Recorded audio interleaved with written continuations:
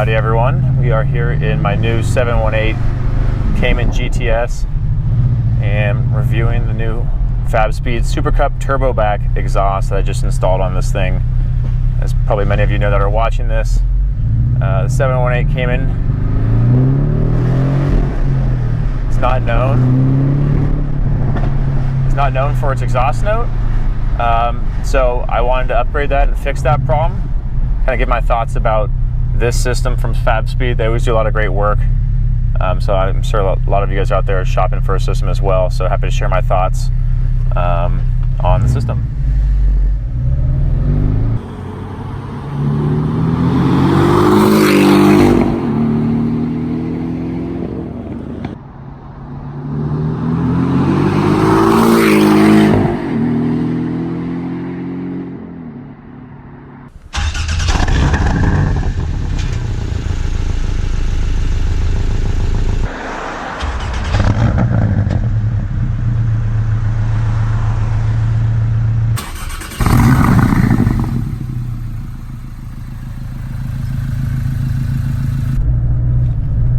So first things first, let's talk about the stock system, which on the Cayman GTS is the PSE, or Porsche Sports Exhaust.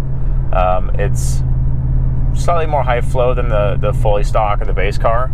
It's got a valve in it as well on one side, which is vacuum actuated. So with the push of the button, it'll engage that and open up the valve or close it. And when we look at an exhaust diagram, which we will in a few minutes, you'll see kind of where that valve location is. It's only on the passenger side of the exhaust.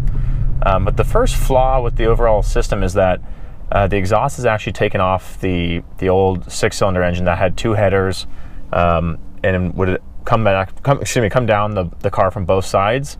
With the single turbo system, there's really only one exhaust coming out of the turbo manifold. So the first flaw is that there's a full second half of the system that doesn't really need to exist. So there's like a bypass pipe, and it comes down the side into a secondary muffler on the side before coming out the center exhaust.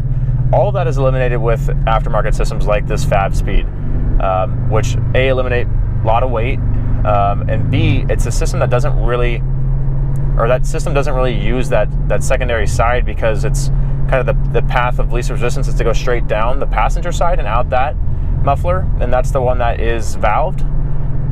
So you're eliminating a lot of kind of useless components, and they really did that to save on cost, which is kind of unfortunate. I'm not sure how it would sound without that, but yeah, you're getting better sound and you're getting better weight as well. Now, the second thing I want to talk about is, in these cars, not a whole lot happens when you push the exhaust button. It's opening the valve, but if you, unfortunately I didn't capture any audio before I removed the stock system of that, but if you just change the flap, whether it's in sport mode or regular, you'll almost hear no difference. It's very, very subtle. The thing that changes the noise in these cars is the timing and how the fuel is regulated and burnt in the car through the sport mode. So what's funny is, even though in this aftermarket system it eliminates the valve, there's no more use for the valve, and the reason for that being is that there's only one pipe. So if you close it off, the car wouldn't be able to let the exhaust out. So it can't do that, but there's no issue there. You're not getting a lot of drone when you're in normal mode. So that's a great part of the system, and that's something I think everyone should consider when you're on the freeway cruising. If you're back in normal mode, it will not drone at all. If you're at certain RPMs, you'll get some drone, but for the most part, if you're cruising, whether it's 70, 80, 90 miles an hour, you will not have any drone, which is great. And I'll try to demonstrate that from inside the car when I get out to this road here in just a minute.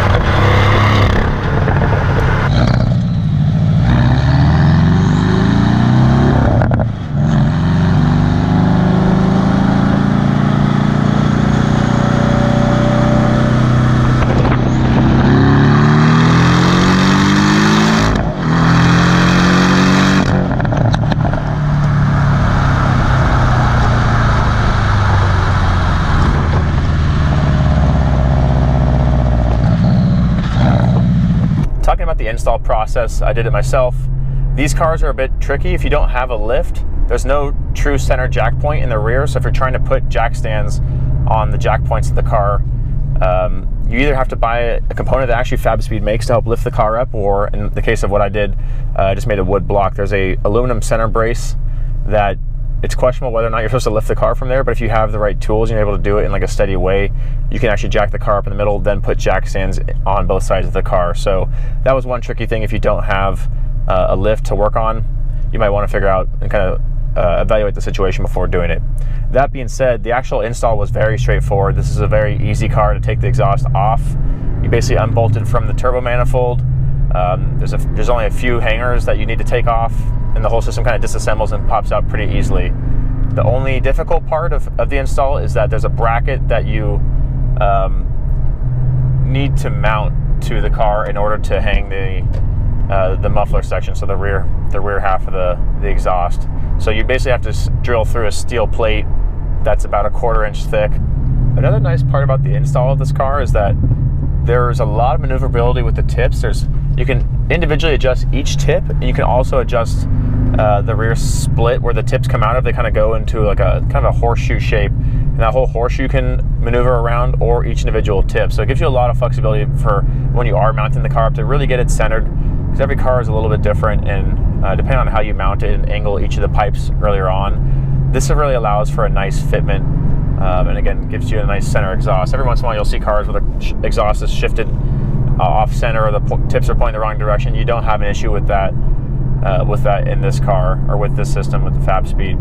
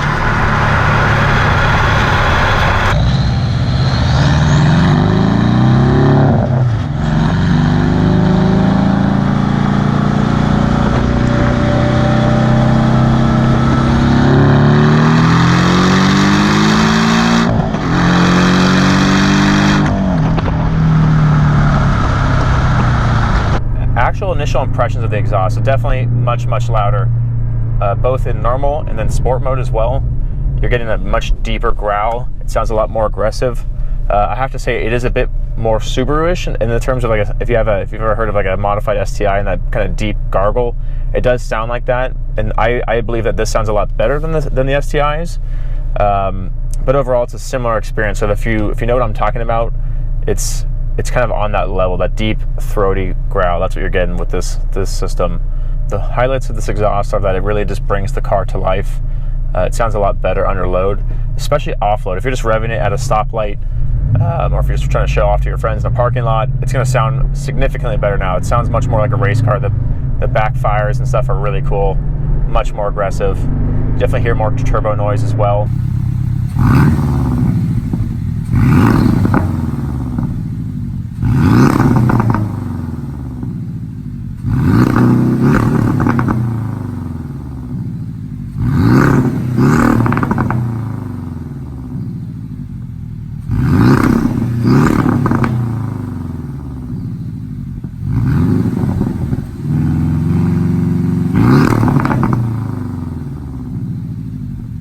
Right when you're around the 3,000 or 4,000 RPM range, you give it a little gas and let off, that's when it's going to make it crackle quite a bit.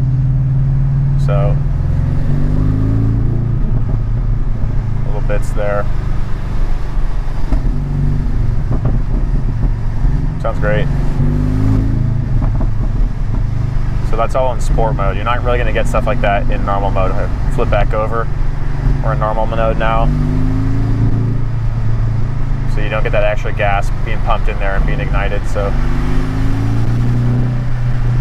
sounds very similar, again, when you're giving it throttle, but it's coming off the throttle. That's the biggest difference in the sport mode. So again, we're on normal. Let off. Nothing. Go back to sport mode. Then you get those backfires. So definitely sounds a lot more aggressive, much more motorsport. But at the end of the day, the overall volume of the system is a lot louder. Whether you're in sport or normal, there's just more audio to the system. So going along now, it's still a pretty quiet cabin when you're not really giving a lot of throttle. If you're partial, like kind of maintenance throttle while you're cruising, there's no resonance at all. There's no drone. It's really quite livable. I've already put probably 400 miles while the system's been installed, doing some longer highway cruising, totally bearable. Just sounds fucking great. Really, really pleased with the sound. And you really hear the turbo spooling up now. This is fully stock carb besides this Fabspeed system, and I think it really does a great job of waking it up.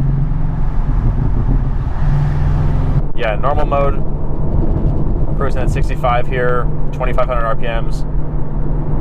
You cannot tell the difference between this and stock. It's almost identical. It's really only when you're on throttle that you hear the difference. So I'm on throttle now, we're accelerating, you get a little bit more drone than you would with the stock system. But again, by no means unbearable. It's really nice that when you're cruising on maintenance throttle, I think that's the most important thing to recognize, is that you don't get drone in that scenario, because that's what you're gonna be living with. If you're on the highway, you're doing, whether it's 60, 70, 80, it's kind of all the same. All right, so we're going 65 right now. Let's put it in 6th gear. We're at 2,300 RPMs at 60. Not bad at all. If you start, so listen to this, I'm on maintenance throttle. If I, a little bit more drone when we're right around 3,000 with more throttle. And that's again in sport mode.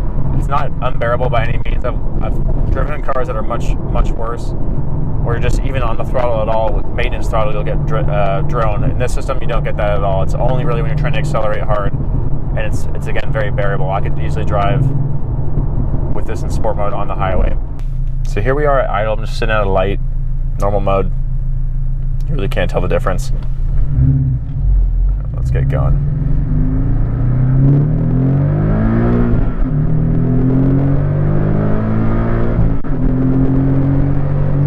Again, normal mode still sounds really good, giving it throttle. It's not a whole lot quieter than in sport mode. When you're, again, on the gas, it's more so off the gas that you tell the big differences with sport versus normal. And we'll show you that in just a second. I'm in Whoopie UE here. So here we are sitting, normal mode. Very quiet, very livable. Let's go to sport. Here the RPMs come up about 100 or 200. Definitely hear it's more audible.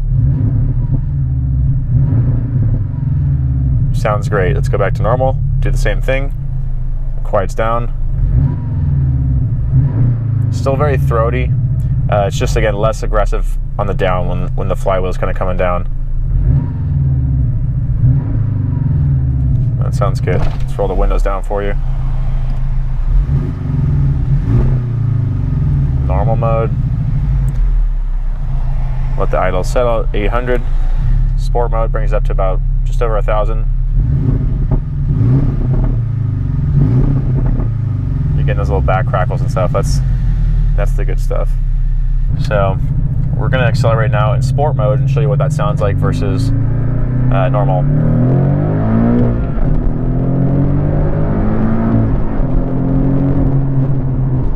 Backfires. So definitely louder than stock. It's louder than the normal mode, but it really sounds good. And we're doing these downshifts, especially with rev matching. You get those nice backfires. It just really sounds pretty badass and aggressive. I really like it. The only downside to installing this system is it gets a bit chilly. You're always gonna have the windows down. Listen to this thing. So again, it's gonna be breezy, it's gonna be cold, especially in the winter.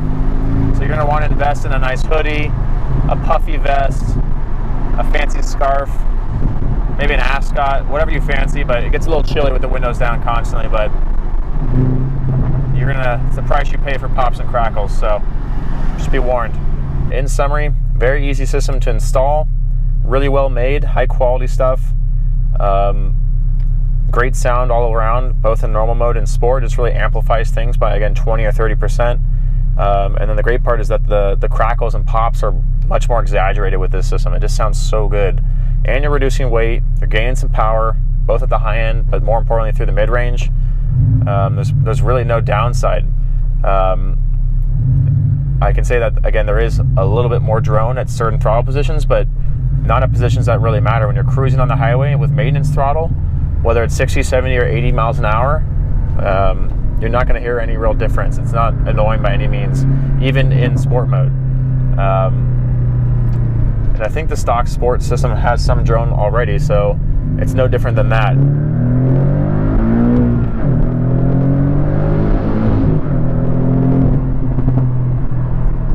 Woo! But then you get all that, and it's just so much more fun. So hopefully that helps you guys out. If you have any questions, feel free to comment and subscribe for more content around the 718. I plan to have this thing for quite some time, so I'll do some driving impressions just around the car in general. But yeah, any questions you guys have about the system, the install, happy to talk about it. And good luck getting yours purchased and installed. Cheers.